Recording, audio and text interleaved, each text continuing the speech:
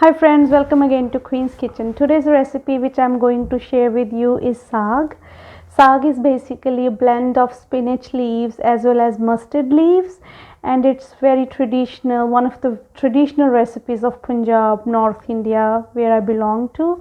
So this recipe is just very close to my heart because whenever I make it, it remembers me or reminds me of my roots, takes me to there. So let's go to the recipe and have a look. And especially it is also very famous during the winter time. So now it's winters here, so we often make it at home. So let's go to the recipe and have a look. How do we make saag?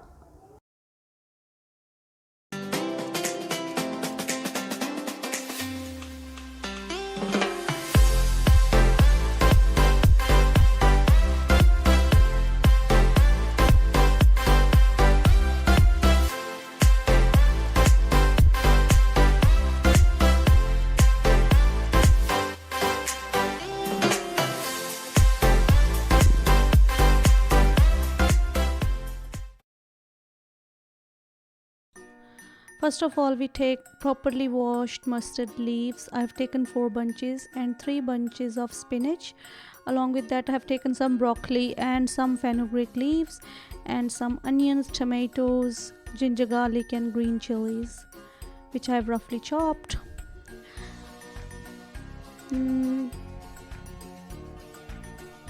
Now I have taken some water in a pressure cooker, and I'm adding some fenugreek leaves along with some broccoli into it, and we will start adding our chopped spinach leaves and saag or mustard leaves into it.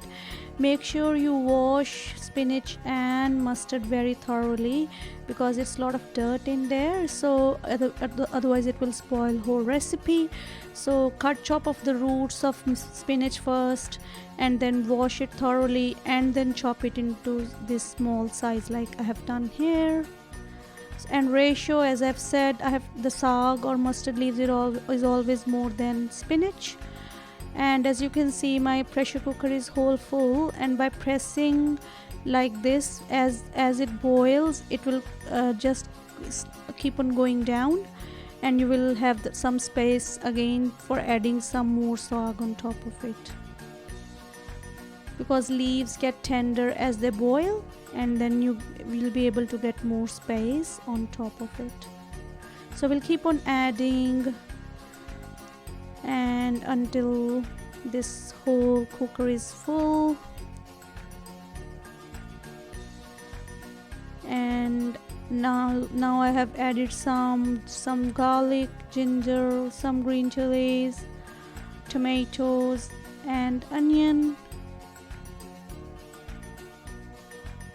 which I have roughly chopped, and salt to taste.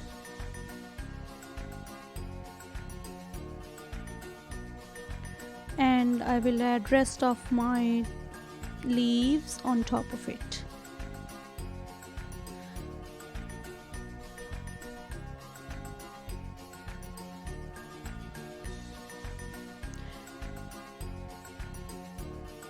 It leaves lots of moisture, so we'll just cover it now, and now we will cook it for 30 to 45 minutes.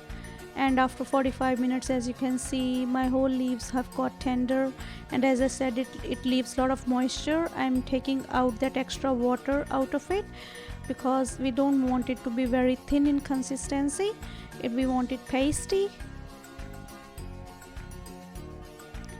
I'm adding some wheat flour, or you can also add some maize flour just to make it thick, little bit thick in consistency. And with blender, with just pulsating motion, we'll just do it.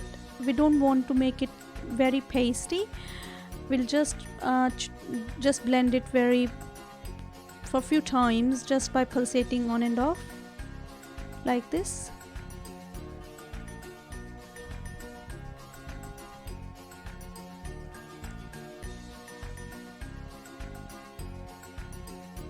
And our saag is blended. I've taken some mustard oil, which I've heated up properly in a pan. I'm adding some crushed ginger garlic and chopped green chilies into it. followed by some onion which I have chopped as well.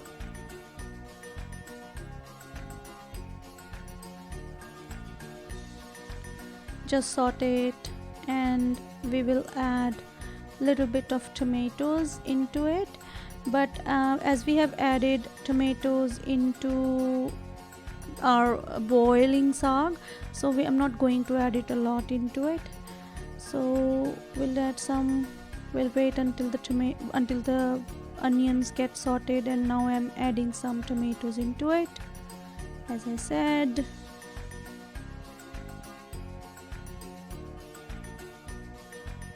Cook it for a couple of minutes.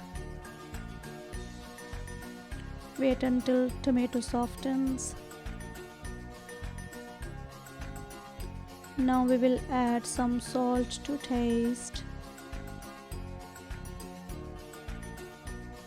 And I'm adding some turmeric, but that is absolutely optional. It just gives a little bit of color and enhances the color, but you don't have to add it if you don't want to.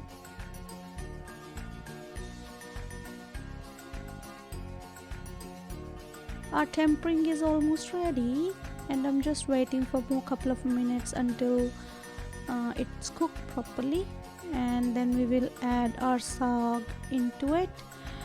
And it's really famous and traditional recipe of Punjab, North India, where it is eaten with maize flour or roti, like they're like a pancakes of plain flour. We call it makki di roti, and it's a really good combination in winter especially.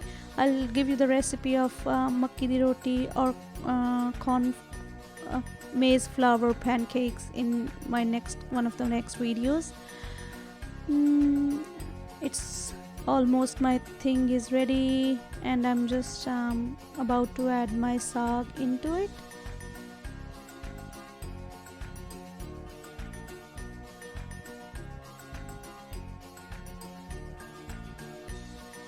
Now I'm adding my saag into it, and you can store it, boil it and blend it and store it, and you can also make use a tempering later on when you want to, and it can be stored for a week or so easily in a refrigerator, and it's really tasteful and very nutritious at the same time.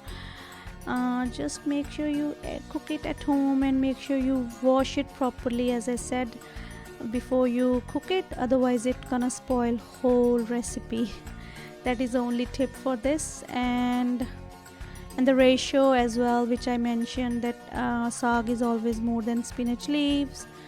And that's it, my saag is ready. I'm just serving it with some clarified butter or ghee on top of it, and garnish with some coriander leaves. Enjoy. I'll see you next time with another recipe. Until then, bye.